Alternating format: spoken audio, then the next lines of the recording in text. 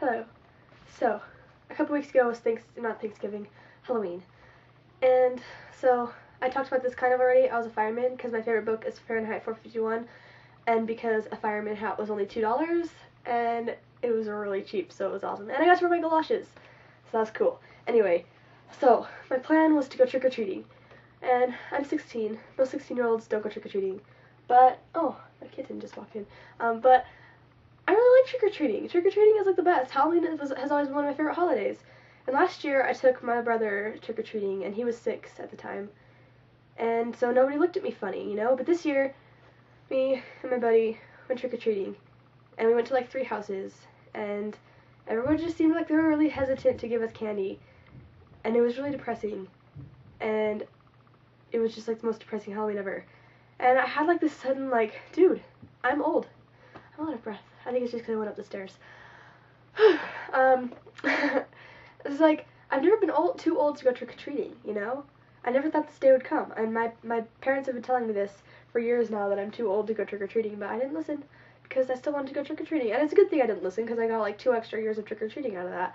But, it's so depressing. And just the other day, I was picking through my little brother's trick-or-treating bag looking for a Twix, and I realized that I was never going to have the simple joy of sitting on the couch and eating my trick-or-treating candy, picking out, and just watching sitcoms, you know?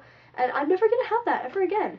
And like, when I got home, I put down my trick-or-treating bag, and I realized that I was never gonna use this again. I'm never gonna go trick-or-treating again, except for with my future children, but like, that's different because you don't, when you're a parent, you don't actually go up to the door and be like, hey, trick or treat, give me some candy.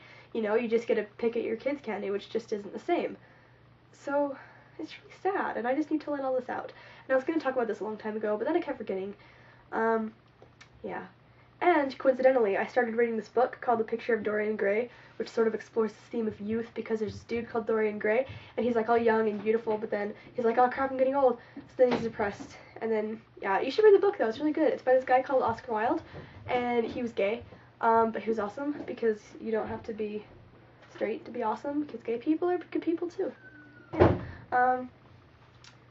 And it's really good. And Oscar Wilde is just like such a good writer, like just his style, and like, he has all just these witty little statements, you know?